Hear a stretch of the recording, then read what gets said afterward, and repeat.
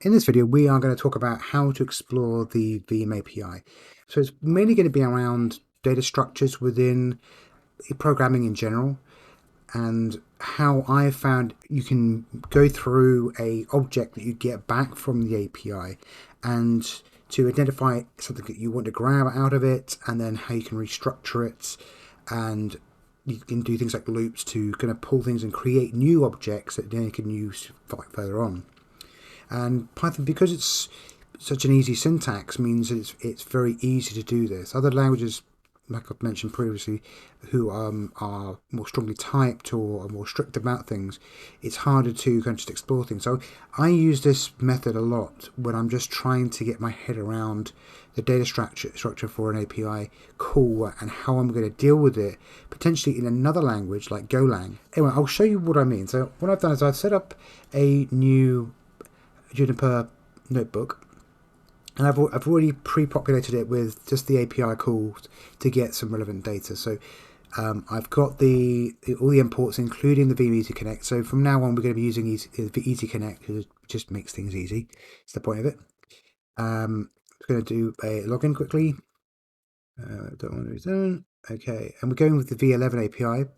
Now, what I've also done is I've created a new function. What we're doing here is we're just doing the requests get in this function call.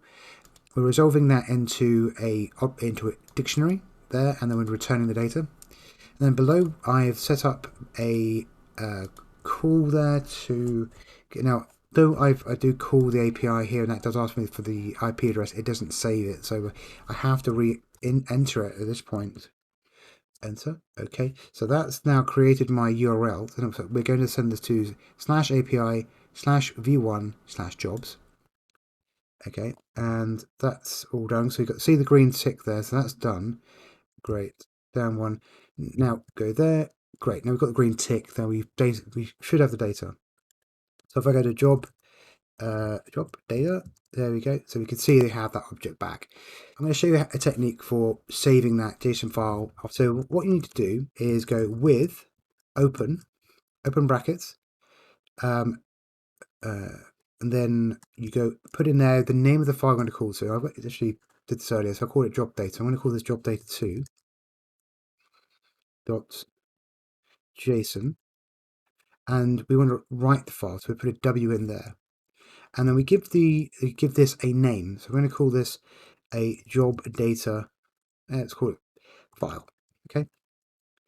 Now we need to actually import something called JSON. So we're going to do JSON dot dump,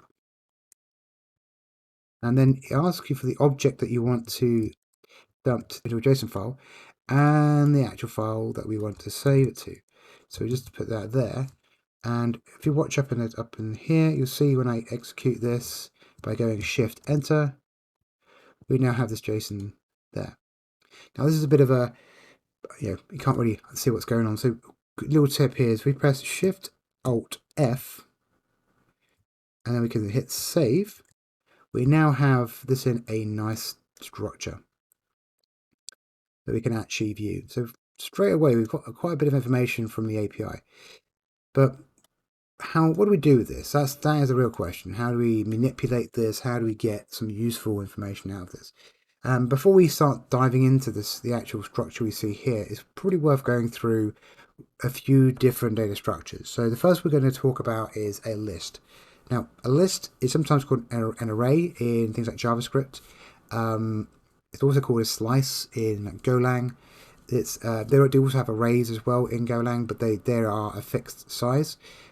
In JavaScript and in Python, they are a variable size. You can add to a list, you can subtract from a list, but you can't do that with Golang. You have to use a slice. So in here, I'm going to just show you. So I'm just going to call something let's call a list. And I'm going to open the square brackets, and I'm going to put in a bunch of numbers. Okay, so now that's a list. I execute that. And in order to get something out of a list, we just have to give it an index number. So we go on list, let's say 0, and it's given me 1 out of that list. And you can do that for all the numbers. in that list. I should mention that it is 0 indexed, so there's 0 upwards. Okay, so even if you think, you might think, well, 1 should be give me the 1 out, right? In fact, it gives me 2. Well, that's because it's, like I said, it's 0 indexed. The other data structure is called a dictionary. And again, this is sometimes known as an object in things like JavaScript and other languages, but Python, for some reason, they decided to call it a dictionary. And for those, you open some curly brackets. Now, I like doing on a couple of lines because it makes it look easier. And basically, there are a series of key value pairs. So you can go like name, for example, and I can put in ed. Okay, if it's a string, you need to put it in quotation marks. And Python doesn't really care if you use single quotes or double quotes. It doesn't really care about that. Some languages do get a bit funny about that. And I'll put in age at, let's go 32, if only. So if I execute that and I go to data now, and I execute that now, you can see that I have now got this data structure in curly braces with a comma in between the two of them. And now if I want to get hold of the key for this, I can go in with type in name and it'll give me back ed, because I've asked for that key and it's given me the value associated with it. If I want to have a look at all the keys in the object, I go object.keys, and see, that gives me the name and the age. And equally, I can also do the values. If I do values like such, it gives me the values as well. So those are the two main types of data types. We have lists and objects. Now, the weird thing is you can kind of combine the two together. So what I can do is I can call this list. Now, that is actually what it's called, a dict in Python. So if I go type, so this is the way you can actually see what the type is, and I go type data, you can see it's called a dict. So I'm going to call it dict underscore list equals, and I'm going to open up the square brackets again, and I'm going to put data in there a few times, and hit enter or shift enter and go to data underscore list. Oops, there we go. Dict underscore list, and we can see we now have a list of dictionaries. And in order to get something out of this now, as you saw before with the list, we have to go in. So where we can see that square brace there, we have to get the index an item out of there first. So now I've got the first item out. Now if I want to get to that value, I have to call that name before it. So I'm going to call that 0 and then name. So that's how I've managed to get into this list and then extract something out of that list there, out of that object. Now you get even more complicated data structures in any language, but especially when you get JSON data back. So you can have lists and dictionaries, or dictionaries and lists, and it can be combined. And you'll see that in a moment when we look at the job data. And it's about how we can basically go through that data structure and find out how we can essentially loop through certain areas to get certain data out.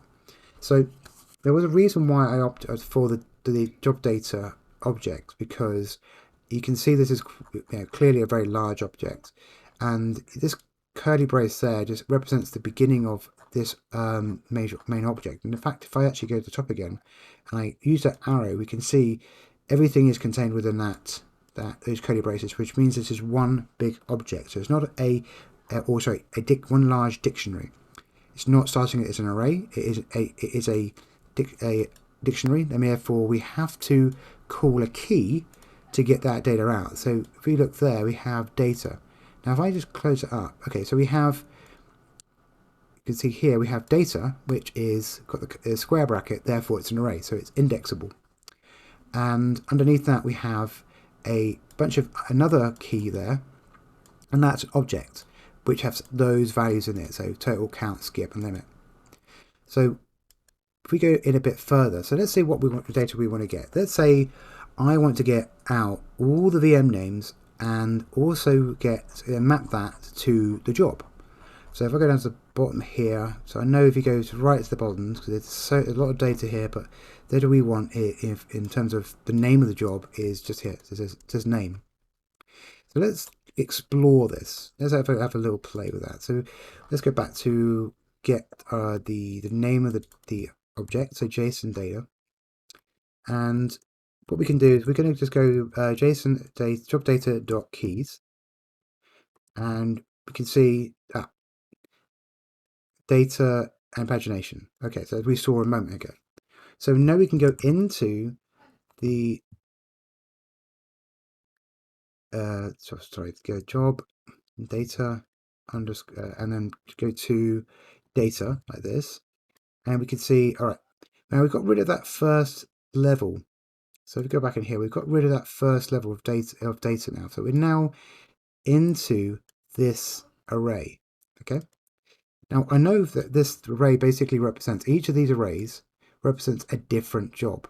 Okay. So and that's defined by also by the name and then all the VMs in that job. So what I need to do to start off with is I need to get the just so I can explore it. I'm going to get the first item out of out of this object.